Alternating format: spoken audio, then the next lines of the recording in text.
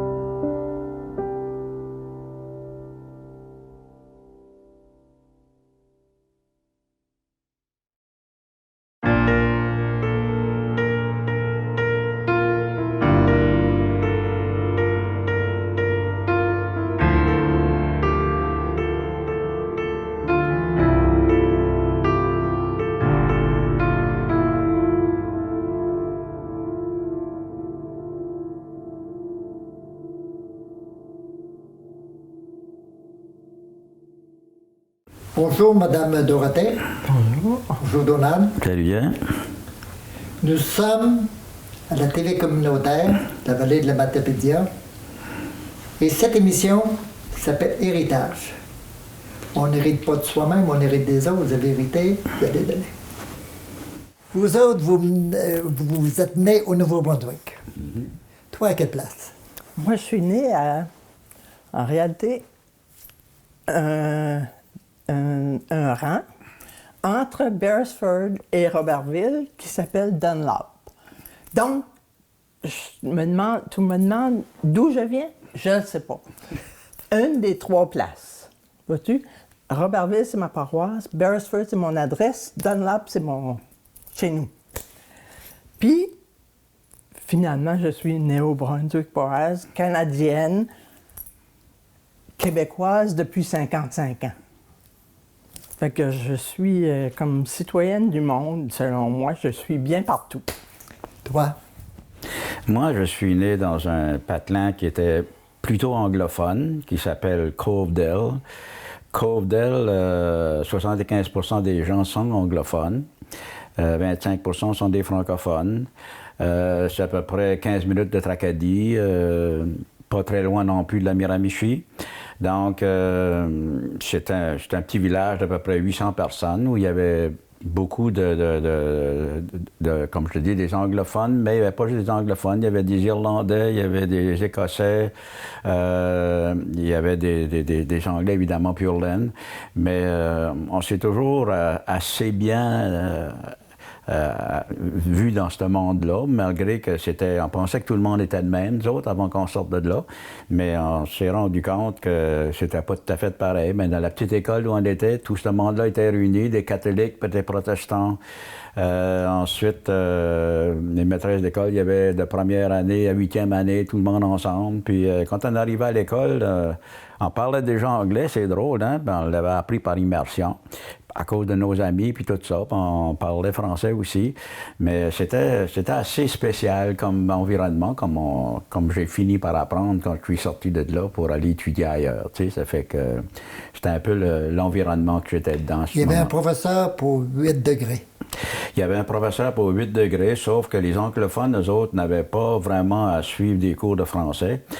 Des fois, la maîtresse était anglophone, puis il y en avait une il y avait 2 côtés à l'école, une toute petite école. Des fois, elle me donnait des cours de français.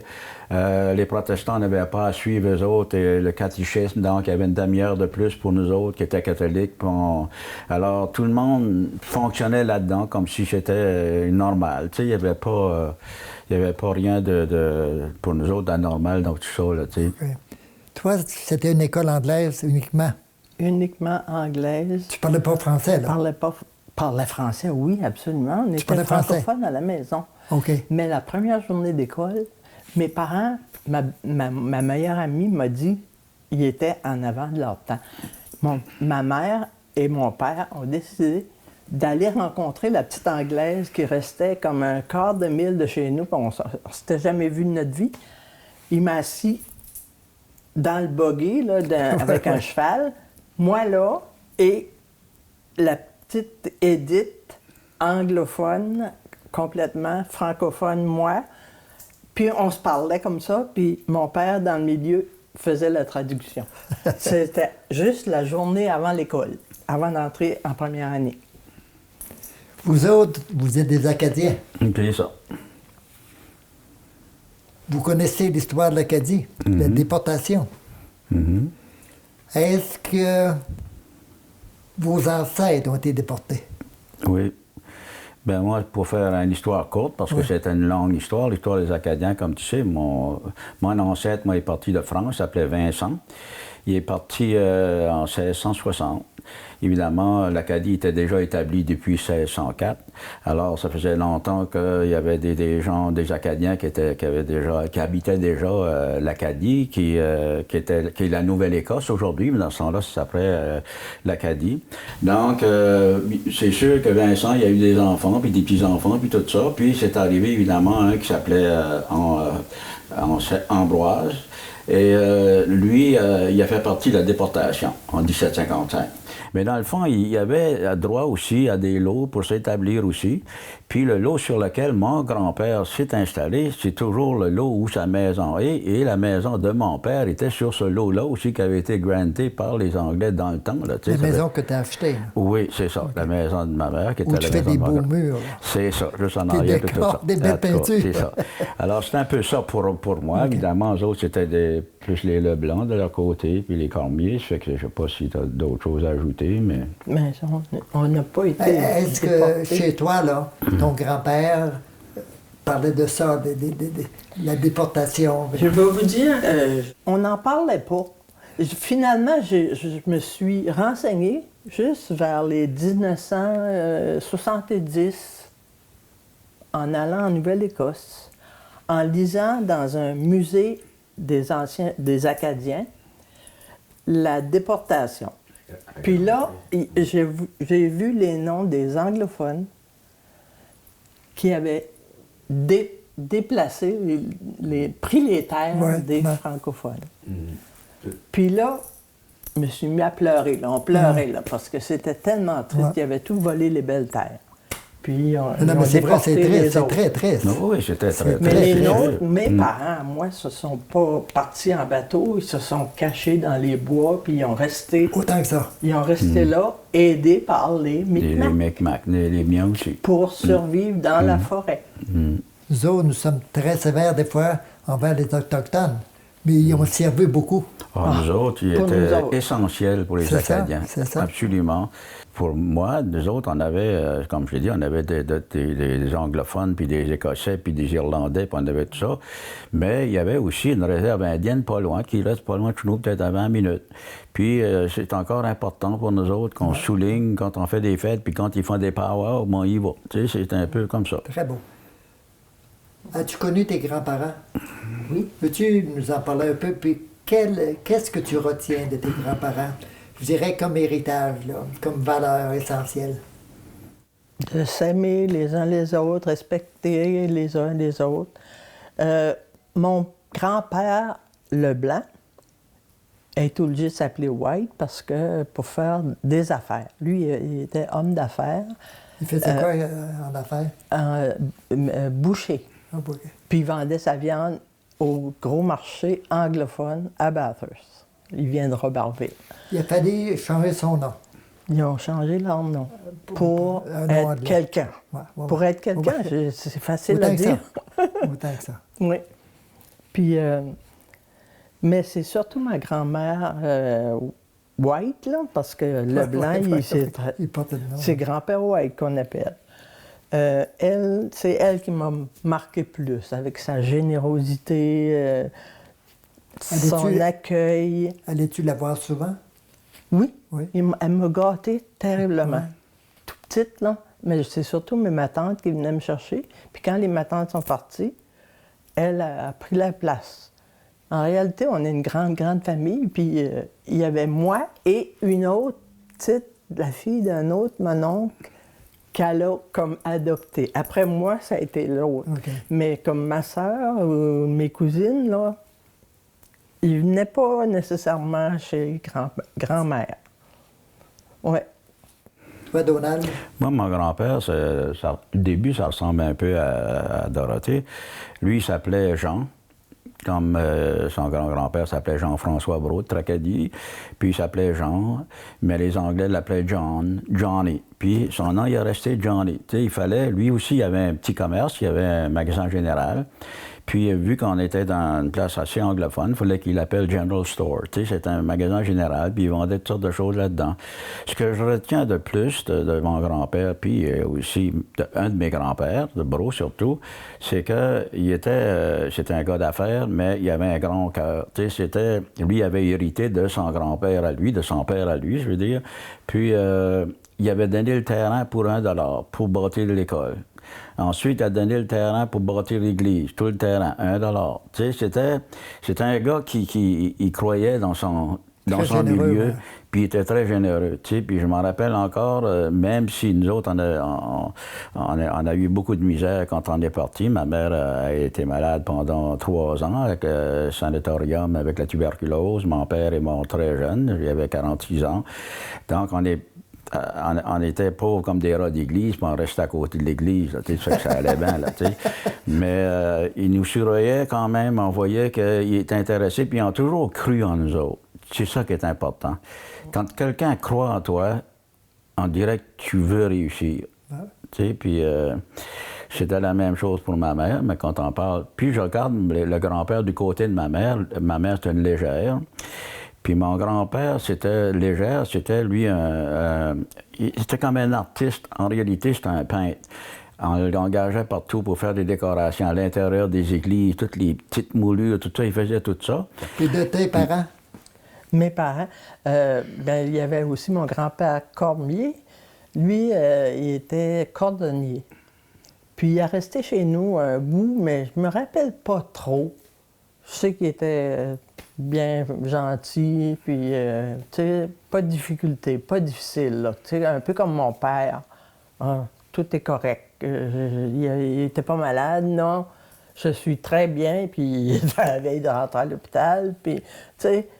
il n'était pas sévère, ton père. Il était vaillant. Pas sévère, il vous laissait sortir, libre, il vous laissait sortir comme tu voulais. Puis, oui, parce qu'il y avait une grande confiance, okay. C'est effrayant. Comment est-ce qu'il avait confiance en ses 4 enfants. Oui. Lui, ma mère, surtout. Ma mère, c'était comme la maître d'œuvre. Elle faisait bouger mon père. Mais lui, il bougeait aussi. Tu sais, elle faisait... Les deux bougeaient? Les deux, oui. Elle faisait des miracles avec rien, là, tu sais. On était pas les mieux nantis du coin, là. Donald, toi? Moi, mon père, je l'aimais. Ton père, il est mort jeune, ton père? Il est mort jeune. Il est mort d'un cancer, puis de l'estomac. Il n'avait pas une grosse santé. Mais je me rappelle de lui quand même. C'était un gars qui était toujours bien mis. Il aurait été plus un homme de bureau qu'un bûcheron, parce que dans le fond, c'était la survivance dans le temps. Il fallait qu'il bûche pour l'hiver, puis il fallait que tu t'organises avec les légumes, puis les patates, puis les carottes, puis tout pour l'hiver. Il fallait que tu aies des poules pour les œufs. Il fallait qu'il y ait une vache pour le thé. On appelait ça des petites fermes, des fermes de pêcheurs. Dans le fond, ces gens-là vivaient et de la pêche et une ferme pour survivre à l'hiver, en réalité. Mais mon père, c'était un gars comme ça. Il nous faisait confiance aussi beaucoup, tu sais, dans le fond. On l'aidait beaucoup. Moi et Raymond, même si on était très jeunes, on allait dans le bois et on bûchait avec lui. Ma mère, elle, si je peux parler d'elle aussi, elle nous aimait beaucoup. Puis elle, dans son idée, là, vous devez vous instruire si vous voulez vous en sortir. Mais en fait, c'est un bel héritage de vos parents, vous deux. L'héritage, pour moi, l'héritage, c'est les souvenirs. C'est ça. C'est ça l'héritage. Puis c'est des bons souvenirs. Ouais. C'est ça qui est important. Puis c'est des valeurs transmises. C'est ça. Absolument. Oui. Ton père, quand t'es mort, toi, t'avais 15 ans? J'avais 15 ans. Et tu t'es senti un peu responsable Oui. et de ta mère et des Mais autres. ma sœur était, elle, un an et demi plus vieille que moi. OK. C'était comme, elle avait comme remplacé ma mère pour les repas puis tout ça. Mais nous autres, au niveau, pas chauffer le poêle puis tout ça, là, c'était un peu trouver le bois puis tout ça, c'était nous autres, hein, moi puis Raymond, en réalité. Ouais. Puis moi, je me rappelle quand mon père est décédé. D'abord, avant qu'il meure, une semaine avant, il l'avait amené à la maison, il n'y a rien à faire avec. Puis on parle des anglophones, mais les anglophones, ils ont été très bons avec nous autres aussi. Tu sais, les anglophones, c'est pas comme des francophones. Les francophones, c'est plus actif, c'est plus extérieur. Mais les anglophones, eux autres, c'est moins extérieur, mais l'intérieur est bon pareil, tu sais. Puis il y avait un gars qui s'appelait Jerry Morrison. Mon père avait pêché avec lui. Mon père n'avait pas sa propre équipement. Il pêchait toujours pour quelqu'un d'autre, au mort. Puis il est arrivé à la maison, puis il dit « ça n'a pas de bon sens ». Il ramasse mon père dans ses bras, il le met dans son char, puis il l'amène à l'hôpital parce que les autres ne voulaient pas le prendre. Il dit « You're going to take this man ». Ça fait que ça n'a pas été long qu'ils l'ont pris. Mais il est mort pas longtemps après. Mais nous autres, on n'avait pas les moyens, donc c'était l'assistance sociale qui l'avait pris en charge. La veille de Noël qui est mort. Il est mort la veille de Noël, oui, un peu avant.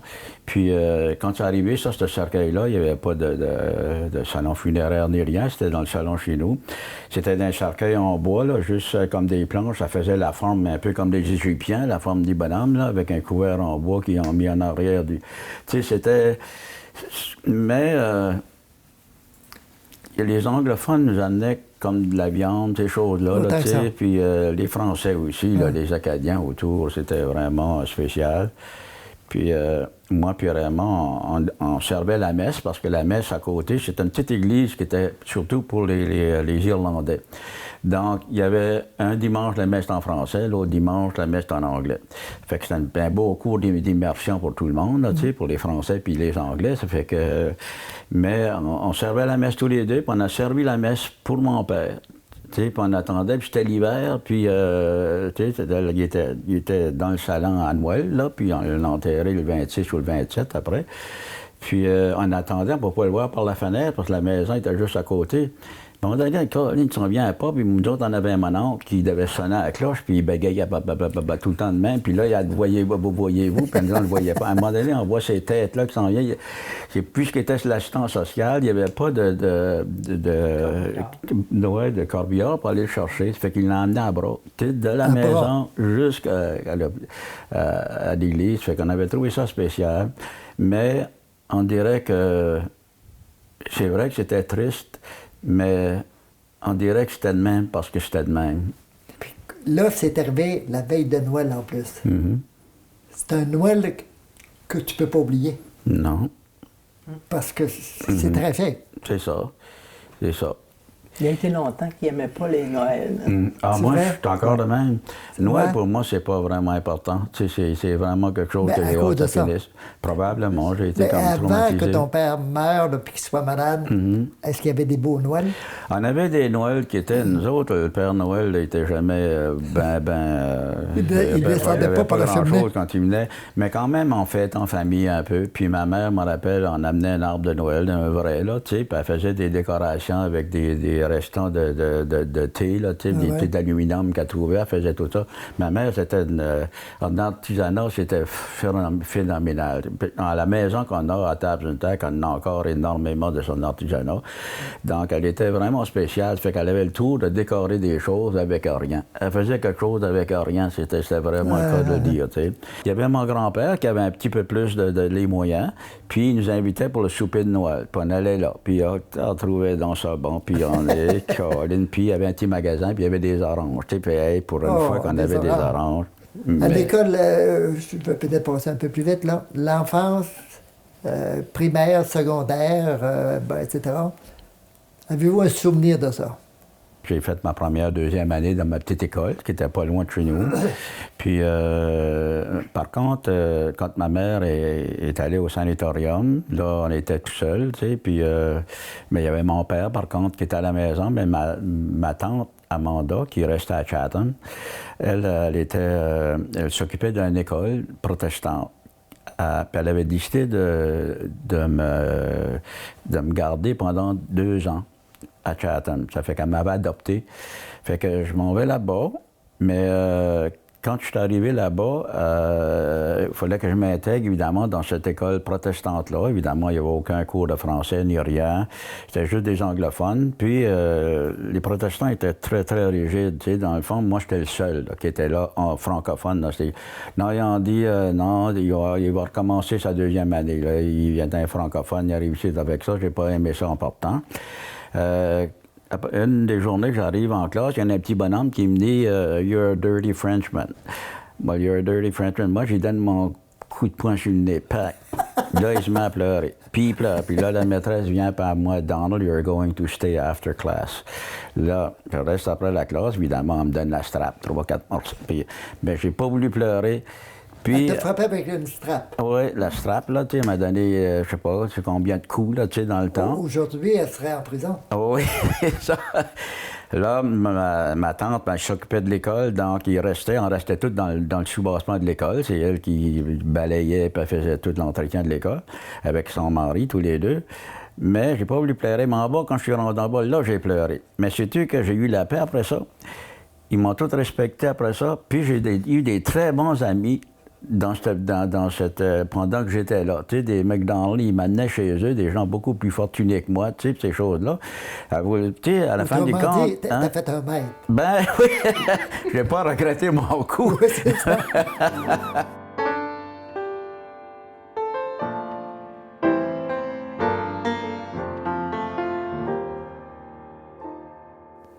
Bonjour, M. Fizette. Bonjour, M. Canuel. Paraît que vous avez travaillé ensemble, particulièrement pour le poste de radio. Peux-tu raconter ça, puis nous faire un petit peu l'historique de ça? Bon. En fait, la radio, à l'époque, elle avait des difficultés financières à un moment donné, ce qui a fait qu'ils ont demandé, c'est le bureau de Claude Jacques à l'époque, qui a demandé à un groupe de citoyens d'Amqui si on pouvait acheter cette station-là. Ça fait que Donald faisait partie de notre groupe et d'autres. On était 7 à l'époque. Fait qu'on a acheté la radio de la Matapédia. Mais avant, ça appartenait à qui? Ça appartenait à Jean-Hugues Guenette, Rodrigue Langelier. Il était un groupe de 3-4, eux autres. Puis, on a reparti la radio, on a réinvesti, puis on a parti la radio. Elle était déjà bien partie, mais tout ce qui manquait, c'était un peu de financement. Et puis là, on a formé un conseil d'administration. On m'a élu président. Donald était mon vice-président. Très bon vice-président. Et les autres, bien, il y avait le secrétaire et tout et tout. Tu bandes un peu. Très bon vice-président. Oui. Puis, bon, on a fait ce qu'on devait faire, c'est-à-dire qu'on a équipé, on a... tout payer ce qu'on devait payer, puis on a reparti sur une base solide, je pense, puis on en a fait, je pense, un succès. Et puis Donald, je l'avais connu à l'époque, Donald s'occupait un peu de politique, il était aussi professeur. Un peu? Un peu beaucoup. Un peu de politique, un peu? Un peu. Et puis... je l'avais connu à l'époque, mais pas comme lorsqu'on était à la radio, parce qu'à la radio, on travaillait ensemble, on avait une entreprise à gérer. Puis Donald, c'est un gars qui est très bon à voir sur un conseil d'administration. C'est un analyste, c'est quelqu'un qui a toujours des bonnes idées. Il est posé, puis quand on avait des cas assez touchés, là, Donald avait toujours le bon mot pour... venir réunir le groupe, si on veut, pour avoir une bonne pensée pour la compagnie, en fait. Hein? C'est un gars qui est toujours calme, il prend jamais les nerfs, il n'y a jamais de problème, il s'agit d'y régler un après l'autre. En fait, en plus, il y a le sens de l'humour. Ça, c'est officiel. Quand ça venait trop sérieux, Donald sortait un peu... C'est comme ça que j'ai connu Donald. As-tu un autre souvenir du travail avec Donald? Ben oui, parce qu'on a travaillé beaucoup. On a été, je me souviens plus combien d'années. Donald... on a été au moins 7-8 ans. Une dizaine d'années, pas loin. Oui, c'est ça. 7-8 ans. Une dizaine d'années, parce Autant que ça. On est parti de la station où on était en haut du théâtre Figaro. Oui, oui. On a construit ici. Donc, ça a pris plusieurs époques, comme on dit. Puis, on travaillait aussi à la construction. Donald, il était d'un atout très bien parce qu'il y avait déjà un centre d'achat, donc il connaissait c'était quoi un édifice commercial, une grosse construction. Il y avait déjà une expertise là-dedans, ce qui a fait qu'on a bénéficié un peu de tout le monde parce que... on avait chacun nos compétences, franchement, là. Ah oui. Oui, puis c'était comme une machine. Moi, je me dis, c'était bien rodé, là. Tu sais, chacun il avait une compétence, là. Comme Gilbert était très bon aussi, c'est un gars d'affaires réussi. Donc, on était... Lui, il vendait de l'assurance, là. Oui, c'est ça. Il y avait un intérêt, là. Mais je pense que l'intérêt de chacun n'était pas là-dedans. C'est sûr que à la fin, on a vendu ça à Power Corporation, puis on ne l'a pas vendu à perte. Ça fait que ça, c'est important. Vous n'avez pas vendu à perte. Non, on n'a pas passé. Puis on avait même 2 acheteurs. On avait Cogeco même qui était dans le décor. Ouais. Ben oui, c'est vrai. On n'avait pas de pauvre qui avait mais envie. les deux avaient le moyen de payer aussi. Oui, c'est ça qu'on a surveillé. Avant de vendre, on a surveillé s'il y avait de l'argent. Il n'avait pas l'air d'avoir de problème. Non, on a eu beaucoup de plaisir à administrer cette station-là. Non, c'était... Fait que, puis, bien sûr, vu qu'on est avec Donald Mais était c'était un gros plus précieux. pour la région, ça. C'était un plus, oui. Un On a gros réussi plus, à garder la station Oui. ici, dans la région. Est-ce qu'on aurait pu fermer si vous n'aviez pas pris ça? Alors, peut-être... En tout cas, ça n'allait pas Ça le allait gars, pas, mais ouais. je pense qu'on ne critiquera pas là-dessus, mais c'était pas parti pour virer vraiment. Là, tu sais, là, il y avait de la difficulté À gérer ça. avec ça, ouais, c'est ça. Oui, Mais, nous autres, on était un groupe, comme on dit, multidisciplinaire. C'est On ça. était un peu dans toutes sortes d'affaires. il y avait Adalbert Oui. Adalbert Lévesque Adalbert aussi, Lévesque, qui était Claude très... Jacques, Claude qui était Jacques, qui était notre tout comptable. était un comptable, l'autre était... Adalbert, il n'était pas directeur du poste, là. Dans Oui, l'époque, il était l'époque, au oui, ventes. oui. OK. À l'époque. Il est devenu le directeur. Oui, Ok, après c'est ça. qu'on a vendu. Oui, c'est ça. On a eu Laurent Vignola aussi, qui avait le Qui était- restaurant Vertinet. Mhm. Puis Gilles Dufault. Mhm. Il n'a pas été longtemps, Gilles. Il a été une couple d'années, mais il était avec nous autres au début. À la fin, on était 5, c'est ça? On restait 5 à la fin, oui. Non, on a eu beaucoup de plaisir à administrer ça, malgré qu'au début, c'était prenant. Mhm. On a bâti quelque chose de bien pour la région, puis la ville d'Amqui. Puis on a augmenté la puissance, on a doublé la puissance de la station. Donc, on avait un rayonnement plus fort dans où était notre rayon. Non, franchement, là. Puis si on a eu le garçon à Donald, Carl, qui est devenu un de nos animateurs. Carl était étudiant à l'époque à l'université. Oui, c'est ça. Il y a eu des plaisirs. Puis on engageait des jeunes le soir, les fins de semaine. Là, pour... J'espère qu'il était bien payé. Ah oui, très, très bien. C'était pas Radio-Canada, là, mais c'était bien. Je voudrais bien savoir le prix. Mais pour revenir à la radio, là, oui, on a engagé à Donald plusieurs jeunes qui ont fait des carrières Oui. ailleurs dans des stations dans les radio. Même à la télévision. Prends un gars comme, je sais pas, on l'entend toujours, Yves Laramé, qui est à Québec, dans un des postes importants, tu l'entends encore, il a été devenu très... John il fait Ferguson. Avec John Ferguson.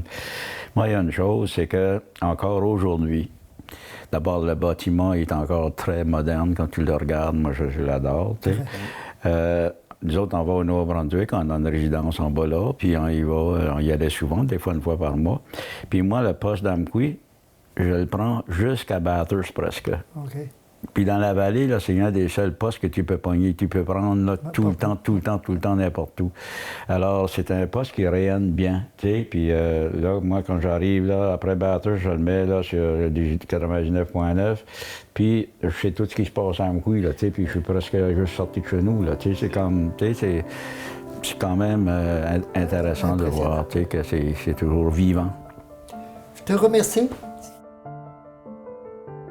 Ça marchait pas. J'ai eu un enfant sans problème, puis il n'y a rien qui a marché. J'ai dit, on va aller. s'adopter une petite fille. Puis c'est ça, on a choisi Marie-Josée.